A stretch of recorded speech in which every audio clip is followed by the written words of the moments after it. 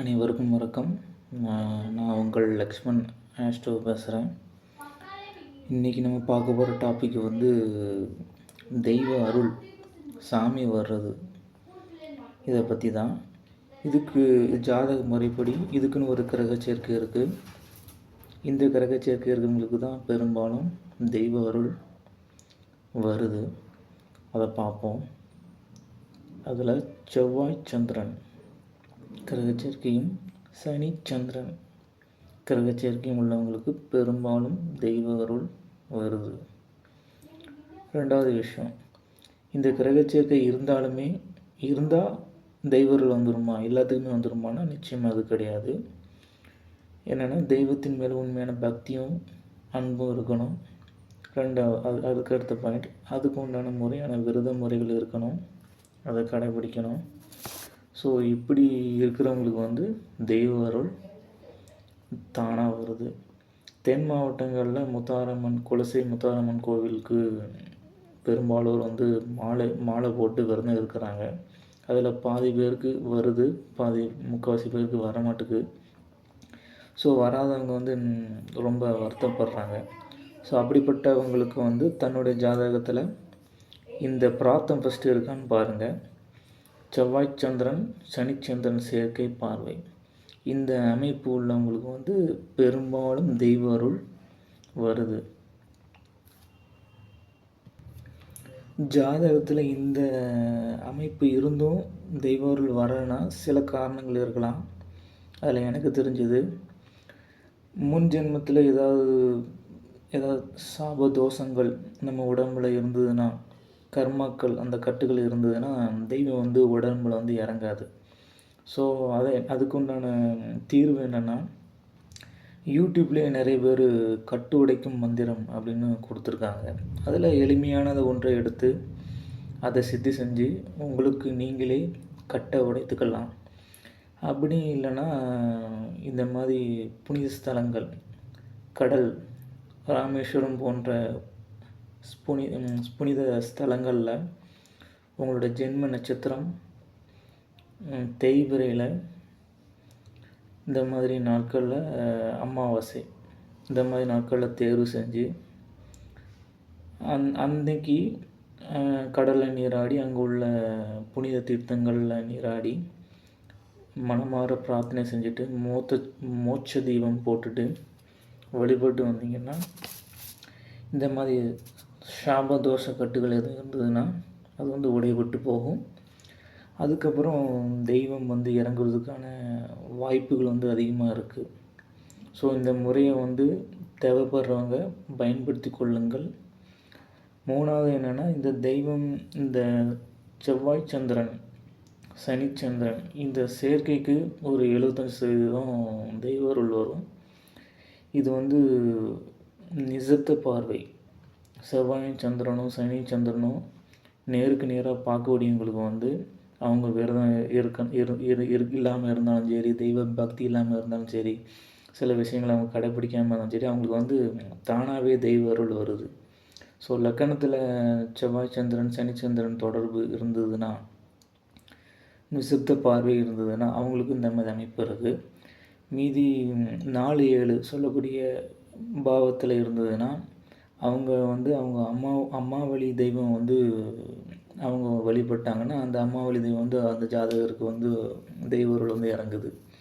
So 9வது இடம், 5, 9ஆம் இடங்களில் வந்து இந்த மாதிரி கிரக சேர்க்கை இருந்ததுன்னா அவங்களுடைய குலதெய்வம், அப்பாவளி குலதெய்வம் வந்து அவங்க உடம்புல வந்து இறங்குது. இதே 9ல் இருக்குதுன்னா சில சமயம் அவங்க அப்பாவுக்கு அப்புறம் இந்த தெய்வ அருள் வந்து அவங்களுக்கு வந்து உடம்புல வந்து இறங்குது. ஸோ இதுதான் அந்த ஜாதக முறைப்படி உள்ள விஷயங்கள். மறுவிஸ்தானமான 6, 8, 12களில் இருக்குன்னா, இந்த கிரக சேர்க்கை இருக்குன்னா அவங்களுக்கு வந்து உண்டான அங்கீகாரம் கிடைக்கிறது இல்லை. தெய்வ அருள் இறங்கும், ஆனால் அந்த திருக்கோவிலில் வந்து அவருக்கு உண்டான அங்கீகாரம், ஏதோ சாமி அருடுவார் அப்படிங்கிற ஒரு பேர் தான் இருக்குமே ஒழிய ஒரு அங்கீகாரம் அவருக்கு வந்து கிடைக்காது.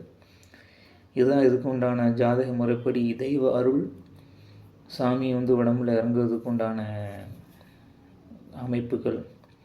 இதுலேயும் சில விஷயங்கள் இருக்குது. சில பேர் சொல்கிறாங்க தெய்வம் மனிதன் உடம்புல இறங்குமா அப்படிங்கிற கேள்வியெல்லாம் கேட்குறாங்க. அது இறங்கும். அதை பற்றி இப்போ இன்னும் ஒரு விஷயத்தை பார்ப்போம்.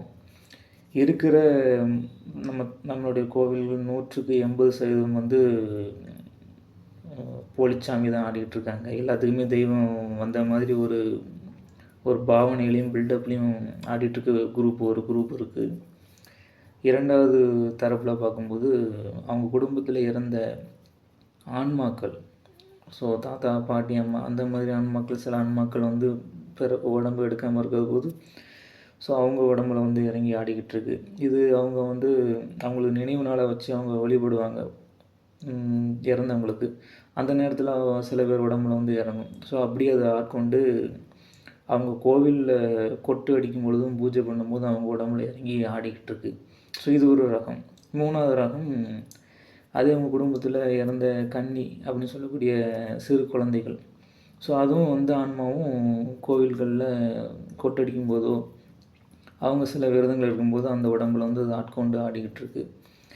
நான்காவது முறை அப்படின்னு சொல்லக்கூடியது சில ஆன்மாக்கள், சக்திகள், இந்த மாதிரி பேய் பிசாசுகள் வந்து கோவிலில் வந்து சில பேருக்கு ஆட்கொண்டு ஆடும். அது வந்து தெய்வம் கிடையாது. இன்னொரு ரகம் என்னென்னா ஹிஸ்டீரியா நோயின்னு சொல்லக்கூடிய மூளை நரம்பு பாதிக்கப்பட்டு, ஸோ அறிவியல் ஆளர்கள் சொல்கிறாங்கல்ல, சாமிலாம் கிடையாது, இது வந்து ஒரு நரம்பு சம்பந்தமான ஒரு நோய் அப்படின்னு சொல்கிறாங்கள, ஹிஸ்டீரியான்னு சொல்லக்கூடிய ஒரு மனநோயின்னு சொல்கிறாங்கல்ல. ஸோ இந்த மாதிரி ஒரு வகை இருக்குது. ஸோ இத்தனை வகை இருக்குது. சாமி கோவிலில் ஆடுறவங்க நம்ம வந்து இதில் உண்மையிலே தெய்வம் வருது. இவ்வளோ விஷயத்தை நம்ம ஃபில்ட்ரு பண்ணி கண்டுபிடிக்கிறதுங்கிறது வந்து ரொம்ப ரொம்ப கஷ்டமான விஷயந்தான். அவங்க உண்மையிலே சாமி ஆடுறாங்களா, இல்லைன்னா அவங்களுக்கு எதுவும் நரம்பு சம்மந்தமான ஒரு பிரச்சனை இருக்கா, இல்லைன்னா அது இறந்த ஆன்மாவா, இல்லைனா துஷ்ட சக்தியா, இல்லைன்னா அவங்க குடும்பத்தில் இருந்த ஒரு ஆன்மாவா அப்படிங்கிறது ஒரு கண்டுபிடிக்கிறது வந்து ரொம்ப ரொம்ப ஒரு கஷ்டமான ஒரு விஷயந்தான். என்னை பொறுத்த வரைக்கும் குறி கேளுங்க, அதுக்கு பணம் அதிகமாக செலவு செய்யாதீங்க. அவங்கள தெய்வம் அப்படிங்கிற ஒரு விஷயத்தை நம்ம கண்டுபிடிக்கிறது வந்து ரொம்ப கடினமான விஷயந்தான். ஸோ அவங்கள்ட்ட வந்து கையில் காலில் விழுந்து தெய்வம் நினச்சி வழிபடுறது வந்து என்னை பொறுத்த வரைக்கும் ஒரு தேவையில்லாத விஷயந்தான். உங்களுடைய கோரிக்கையை நேரடியாக தெய்வத்திடம் வைங்க. அதுதான் இந்த காலகட்டத்தில் ஒரு சரியான விஷயமாக இருக்கும். ஆடுறவங்கள வந்து நம்ம சில விஷயங்களை சொல்லுவாங்க இப்படி அப்படின்னு, அதை வச்சு நம்ம வந்து அது அப்படிதாங்கிறத முழுசாக நம்ம வந்து ஏமாறக்கூடாது. விழிப்புணர்வோடு இருக்க வேண்டும். ஸோ இவங்களோட கோரிக்கையை நேரடியாக தெய்வத்திடம் வைப்பதே சால சிறந்தது. இருந்தாலும் தனக்கு வர்றது தெய்வம் தானா அப்படின்னு தெரிஞ்சுக்கிறதுக்கு பிரசன்ன முறைன்னு ஒன்று இருக்குது. அது மூலமாக நம்ம தெரிஞ்சுக்கலாம் நம்மளுக்கு வர்றது தெய்வமா, இல்லை இறந்த ஆன்மாவா, துர்சக்தியா, இல்லை வேறு என்னதுங்கிற ஒரு முறையை வந்து பிரசனம் மூலமாக, அதுவும் தெய்வ அருள் மூலமாக நம்ம தெரிஞ்சுக்கிட முடியும். அப்படி இல்லைன்னா நல்ல தெய்வ சக்தி உள்ள ஒருத்தவங்களால் அவங்க உடம்புக்குள்ளே இருக்கிற தெய்வமாய் பேயா பிசாசாங்கிறத வந்து ஓரளவு கண்டுபிடிக்கும். அது கை தேர்ந்த ஒரு உபாசகரால் தான் முடியும். ஸோ இந்த முறைகள் தான் இருக்குது. சாதாரண நம்ம மக்கள் வந்து அவங்களுக்கு வர்றது வந்து தெய்வம் இல்லையாங்கிறத கண்டுபிடிக்கிறது ரொம்ப கஷ்டமான விஷயம். ஸோ அதில் கொஞ்சம் விழிப்புணர்வாக இருங்க. இந்த விஷயத்த தேவைப்படுறவங்களுக்கு அனுப்புங்க. தேவைப்படுறவங்க பயன்படுத்தி கொள்ளுங்கள். நன்றி, வணக்கம்.